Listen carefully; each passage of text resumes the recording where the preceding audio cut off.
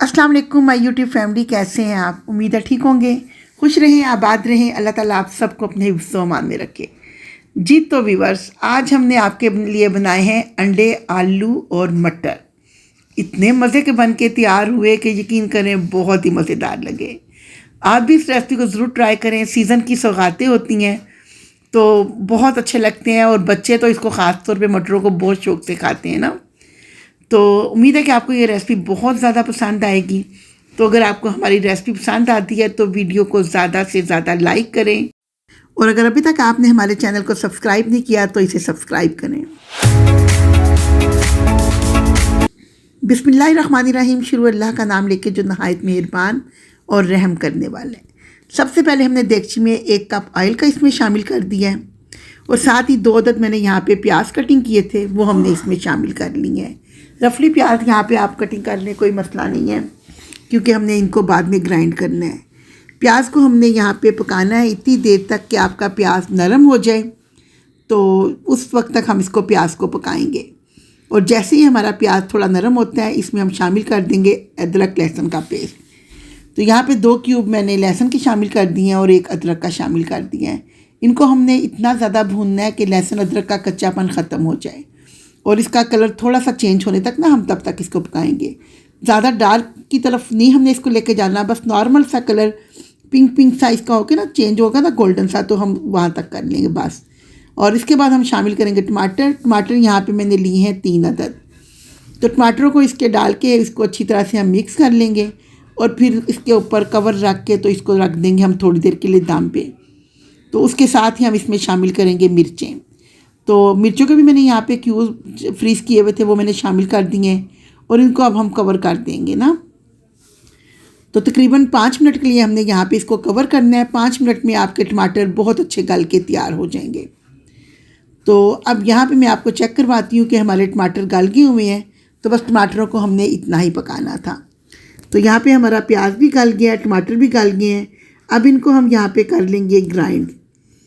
तो इसको ग्राइंड करने के लिए मैं एक ग्राइंडर में डाल लूँगी, जूसर में, और इसको हम ग्राइंड करके तो इसका फिर हम ग्रेवी बना के मैं आपको दिखाऊंगी ना। यहाँ पे माशाल्लाह अल्हम्दुलिल्लाह हमारा मसाला बहुत अच्छा बन के तैयार हो गया है, और बाकी जो थोड़ा बहुत जूसर में रह गया है पानी डाल के उसको हम मिक्स करेंगे, और वो भी हम इसके साथ ही यहाँ पे शामिल कर देंगे, क्योंकि कोई चीज़ भी ज़ाया नहीं करनी, और हर चीज़ हमने एहतियात के साथ इस्तेमाल करनी है। और अल्लाह ताला का शुक्र अदा करना है कि अल्लाह ताला ने हमें इतनी बेहतरीन नेमतें अता फरमाई। जी तो यहाँ पे मसाला हमने सारा डाल दिया है। यहाँ पे मैंने हाफ़ टेबल स्पून शामिल कर दिया है सूखा धनिया पाउडर शामिल किया है। हाफ़ टेबल स्पून मैंने ज़ीरा शामिल किया है। ये दोनों चीज़ें मेरी भुनी कुटी हुई हैं। तो आप भी ये चीज़ें एक बार अपनी इनको ड्राई रोस्ट करके ना तो उनको आप ग्राइंड करके रख लिया करें। लाल मिर्च पाउडर शामिल किया है 1 चम्मच, और नमक शामिल किया है 1 चम्मच। नमक और लाल मिर्च मैंने टेबल स्पून यूज़ की हैं, खाने वाला जो चम्मच होता है। और आपने ये बहुत ज़्यादा भर के नहीं डालना, क्योंकि मेरा तो खैर मिर्चें भी तेज़ है काफ़ी, तो मैंने ज़रा नॉर्मल ही चम्मच डाला है ना। तो आप भी नॉर्मल चम्मच डालें, अगर आप तेज़ खाते हैं तो जिस तरह आपकी मर्ज़ी। और यहाँ पे मटर मैंने तकरीबन ले लिए थे 800 ग्राम ना। तो मटर मैं स्पेशली आपको ये दिखा रही हूँ कि जब भी इस तरह की कोई सब्ज़ी आप लेते हैं ना, इसको खुले पानी में डालें। अक्सर आप देखते हैं ना, जब हम मटर छीलते हैं उसमें कीड़े वगैरह निकल आते हैं, सूंडियाँ होती हैं। तो खुले पानी में डालने से ये होता है कि कोई भी इस तरह का मतलब कीड़ा वगैरह कुछ होगा ना, वो पानी पे फ़्लो करके ऊपर आ जाता है। वरना अगर आप किसी स्ट्रेनर वगैरह में जब उसको करते हैं ना, तो वो नीचे ही आपका रहेगा, वो बाहर ऊपर नहीं आएगा ना। तो इसलिए लाजमी खुले मुँह के बर्तन में आप सब्जियों को वॉश करें, और अच्छी तरह 2 से 3 पानी में इसको वॉश करें। यहाँ पे मटर हमने डाल दिए हैं, और उसके साथ ही यहाँ पे मैंने शामिल कर दिया है 2 मोटी इलायची, 3 अदद लौंग और 2 दालचीनी के छोटे टुकड़े। इसके साथ एक तो मसालों की खुशबू बहुत ज़बरदस्त आ जाती है, दूसरा ग्रेवी का टेस्ट आप नोट करके देखें, इतना मज़ेदार बनता है कि बहुत मज़े की मसाले जब आप ये गरम मसाले खड़े डालते हैं ना, उससे आपकी ग्रेवी का टेस्ट बहुत बढ़ जाता है। तो ये आप लाजमी इसमें शामिल करके देखें। और मटरों को अच्छी तरह से हमने भूनना है। जब आपके मटर अच्छी तरह गल जाएं तो उसके बाद हमने यहाँ पे शामिल कर देने आलू मैंने लिए थे यहाँ पे 3 अदद, तो मुझे थोड़े ज़्यादा लग रहे थे, उसमें से मैंने थोड़े बचा लिए हैं। तो आप अपने हिसाब से जितना डालना चाहें आप डाल लेना। और आलू और मटर इकट्ठे अब हम अच्छी तरह से भूनेंगे, और इनको हमने इतना भूनना है कि ये जो मसाला है ना अपना ऑयल छोड़ दें। और आपने इसकी बुनाई इस तरीके से करनी है कि आपका जो मसाला है ना, ये दानेदार मसाला बन के तैयार हो। तो माशाल्लाह अल्हम्दुलिल्लाह यहाँ पे हमारा बहुत ज़बरदस्त सा मसाला बन के तैयार हो गया है। इसको मज़ीद थोड़ा सा मैं चम्मच चलाऊँगी ताकि अच्छा सा और ज़्यादा ये भून जाए, क्योंकि जितना ज़्यादा अच्छा आपका मसाला भुना होगा सालन का टेस्ट उतना ही ज़्यादा अच्छा आएगा। यहाँ पे मैंने लिए हैं 5 अंडे और फोक की मदद से ना इनको मैंने इस तरह निशान लगा दिए हैं और इनको भी मैंने इसके साथ ही शामिल कर दिया है। अब इनको भी मैं इसके साथ ही भून लूँगी। इस तरह बारी बारी तीनों चीज़ें मैंने शामिल की हैं और अच्छी तरह से इन सब चीज़ों की मैंने कर लेनी है भुनाई। और जब अच्छी तरह से भुनाई हो जाएगी तो हम पानी शामिल कर देंगे।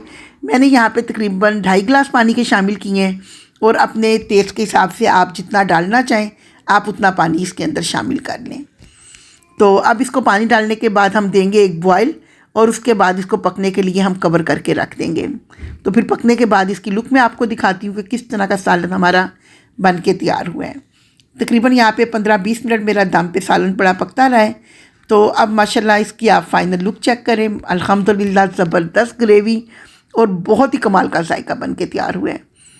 तो अंडे के जब आप इसमें फोक के साथ कट्स लगा देते हैं ना, उससे आपके अंडे के अंदर तक मसाले की ना जो ग्रेवी है वो चले जाती है, तो वो बहुत ज़बरदस्त फिर अंडे का टेस्ट आता है। तो यहाँ पे माशाल्लाह अल्हम्दुलिल्लाह हमारा सालन तैयार है। पराठे से खाएं, नान से खाएं या चावलों से भी खाएं। जिनको चावल पसंद हैं वो चावलों के साथ भी खा सकते हैं। तो उम्मीद है कि आपको ये रेसिपी बहुत ज़्यादा पसंद आएगी। इसको प्लीज़ ज़्यादा से ज़्यादा शेयर करें और लाइक करना ना भूलें।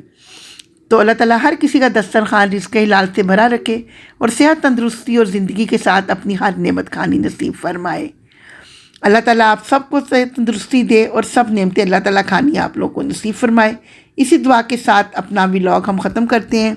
तब तक मिलते हैं किसी बहुत अच्छी वीडियो के साथ। तो दुआ में याद रखिएगा। अल्लाह हाफ़िज़।